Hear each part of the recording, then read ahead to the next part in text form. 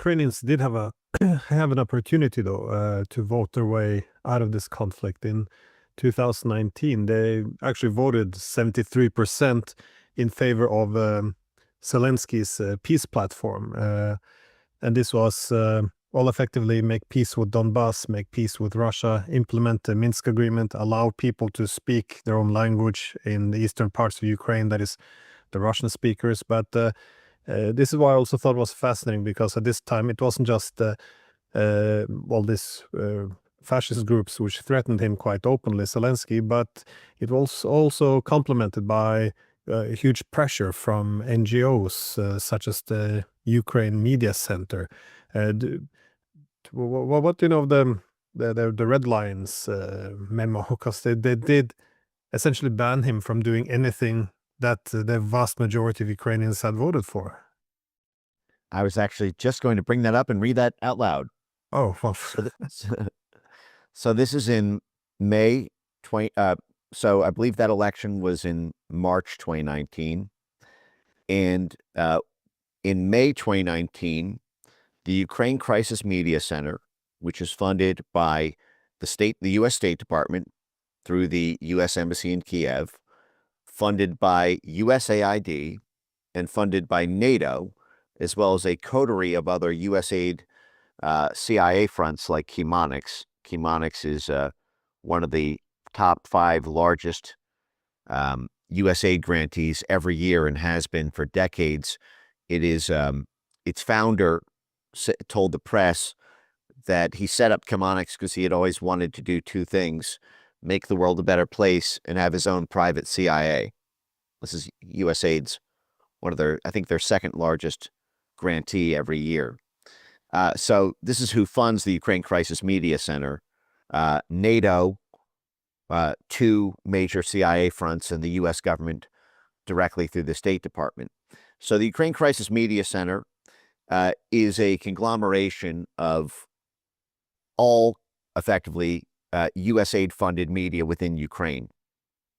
It has, so what they did is what they normally do in this. They get together all their different minnows to form a giant shark of a threat.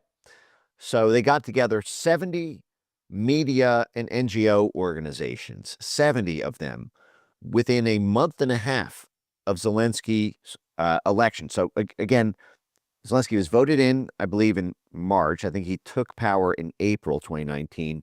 And in May, the very next month, he gets this famous Red Lines memo. So again, it had only been a month since he had taken office. And here's how it begins.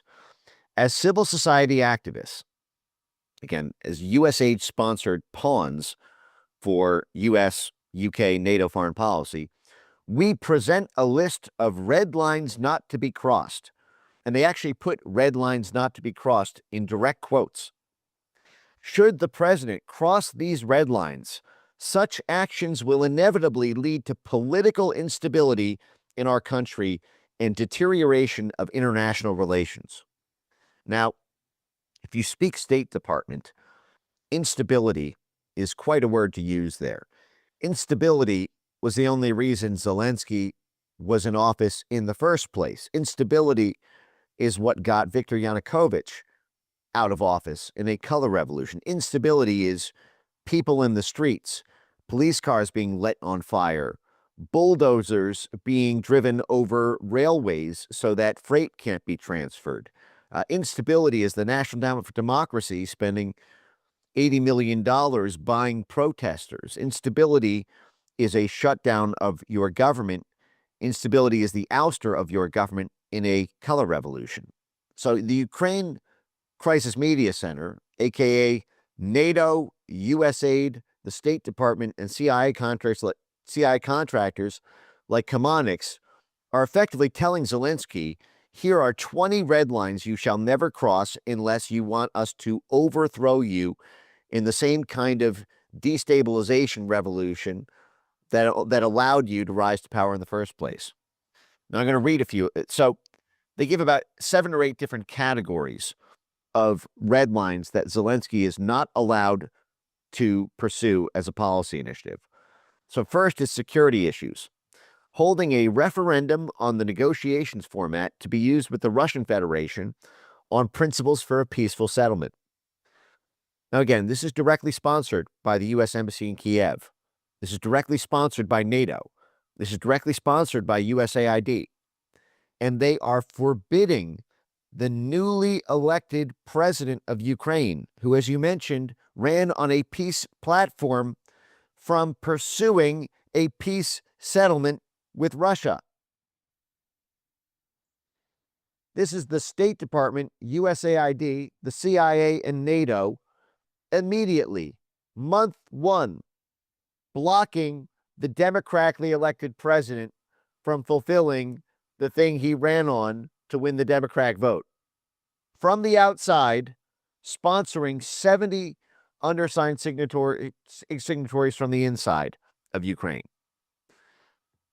This is creating this monster within Ukraine so that it looks like it comes from Ukraine, but the money is all coming from outside Ukraine to do the bidding of the foreign policy consensus outside of Ukraine. The second on the red lines list, conducting separate negotiations without the participation of Ukraine's Western partners with the Russian Federation. Members of the occupation authorities and their armed groups and gangs in the temporarily occupied territories of Donetsk and Luhansk Oblasts, Crimea, and Sevastopol. Now, why, Glenn? Why, oh why, would organic, grassroots, spontaneous Ukrainian organizations threaten the president of the country not to conduct negotiations with Russia without the participation of non-Ukrainian Western countries? This makes no sense unless you account for the fact that these groups are sponsored by those very, quote, Ukrainian Western partners. So while the media reports this as being Ukrainian NGOs, these are little marionettes of the CIA, the State Department, USAID, the British equivalents in NATO, and they are threatening them not to include their sponsors. It's an outrage. The third red line, fulfilling the ultimatum requirements demanded by the aggressor state or achieving compromise with the Kremlin at the cost of making concessions to the detriment of national interests, national sovereignty, territorial integrity and order, and independent domestic and foreign policies of Ukraine. So, essentially, this is any appeasement whatsoever.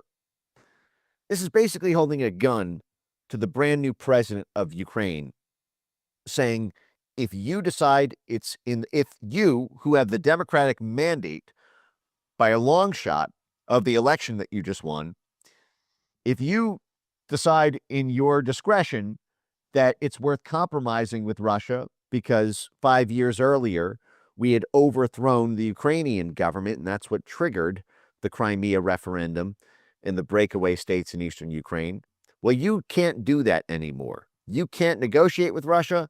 You definitely can't negotiate without us being present. You can't hold a referendum with the Ukrainian people, deferring to what the Ukrainian people vote to do.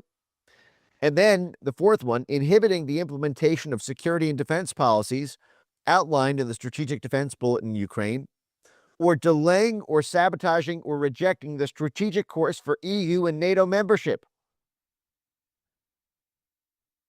This is the U.S. State Department, USAID, and NATO threatening to regime change Zelensky within a month of him taking office if he does anything to delay or reject his own country from being swallowed up by the EU and NATO. This is NATO accession by gunpoint, by political gunpoint. Foreign policy issues, reducing political dialogue and destroying bilateral institutional mechanisms for cooperation with European and Euro-Atlantic partners. Again, the very people sponsoring 70 different coordinated civil society groups within Ukraine, threatening to destabilize the country if they don't do it. Any reduction in political dialogue with Europe or European or Euro-Atlantic partners, the gun is back over his head. initiating any actions that might contribute to the reduction or lifting of sanctions against Russia by Ukraine's international partners. So anything Zelensky did from month one in 2019 that might result in the alleviation of sanctions against Russia. So anything that might lead to normalization of trade with Russia. Done if you do it. Another red line, attempting to review any actions aimed at supporting international solidarity for Ukraine, restoring its territorial integrity, and protecting the rights of all persons that have suffered under Russian aggression. Again, attempting to review any actions. Zelensky was not even allowed by the U.S. State Department, USAID, or NATO to even review anything that had been done in the intervening 5 years in terms of the international network of support and actions around international partnerships. Wasn't even allowed to investigate it. They're protecting their own crimes. And I can go on. Economic issues. Another red line. Any implementation of policies against existing agreements with the International Monetary Fund and other foreign partners. Any attempt to challenge the bankster gangsters who are privatizing Ukraine's industries and cutting them up to be sold at fire sale prices to the George Soros clan and to Wall Street in London. Any renegotiation with the IMF, any attempt to have your own national sovereignty, can't do that either. Exerting pressure on regulators as opposed to supporting reforms to strengthen their independence. Okay, so making sure that essentially the IMF and the NGOs maintain total control over the regulatory groups. But it goes on, and it includes in cultural issues any attempt to review the Russian language law, any attempt to allow the Russian-speaking language on Ukrainian TV or in Ukrainian schools. So USAID, through its money gun, the State Department, through its sanctions arm, NATO, through its military and security network, as well as its civil affairs branch, they had Zelensky by the balls from month one that not a single thing, whether it's culture, media, trade, security, economic policy, or energy policy, every single thing was blocked under threat of him being cooed out of office the same way Yanukovych was. Ukraine never got to vote for a president. The only thing they could vote for after 2014 was which puppet would do the bidding of the blob. Yeah. No, I remember I criticized these NGOs, the role in Ukraine, and the same NGO, the Ukraine Crisis Media Center, you just referred to, they even had an article about me under the title "Kremlin Shady Horses." That this is again, and then you go up to the donor list to see who's financing it, and on top of it, I find my own government, which is incredibly creepy because they would never do this directly, this kind of smearing, but as long as you do it through a NGO, then it's okay. So it's no.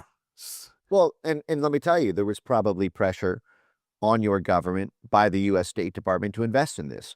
This is a very, very common thing.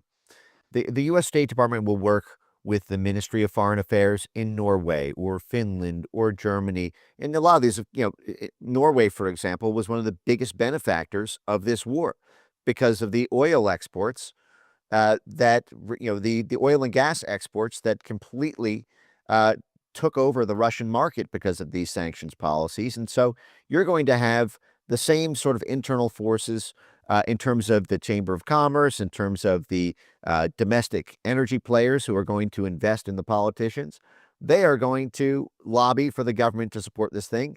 And if the government still doesn't want to do it, the U.S. State Department will condition various trade or security arrangements on them being a co-investor in these sorts of projects. That's how you see this kind of big coalition that tends to support this. But that is exactly what was done, and these are the same forces that tried to take out Trump and effectively took out Trump from 2016 through 2020. In the United States, David Kramer, for example, was deeply associated with the Ukraine Crisis Media Center. He's the one who effectively kicked off Russiagate by funneling the Steele dossier to BuzzFeed, which then, this was something that had been rejected by other U.S. media outlets because it was deemed non-credible. But David Kramer from the Ukraine Crisis Media Center, funded by USAID, the State Department, NATO, the governments of Norway, Germany, the like, this is the exact Ukraine Crisis Media Center who kicked off Russiagate. And again, that was all because they wanted red lines against the American president the same way they put red lines on Zelensky. They did this because Trump threatened to leave or scale down involvement with NATO. And he ran on détente with Russia and said that they weren't really the enemy China was. And so you had all these billions of dollars of investments by George Soros and Bill Browder and the whole Chamber of Commerce in Eurasia. They were terrified they'd lose control without Trump continuing to provide billions of dollars of support post-2014 to the Ukrainian Ministry of Defense to recapture the eastern Ukraine oblasts and Crimea, that these would be breakaway states forever. Trump had crossed the red lines. So they Russiagated him with the Ukraine Crisis Media Center the same way they did to Trump, the same way they did to Zelensky.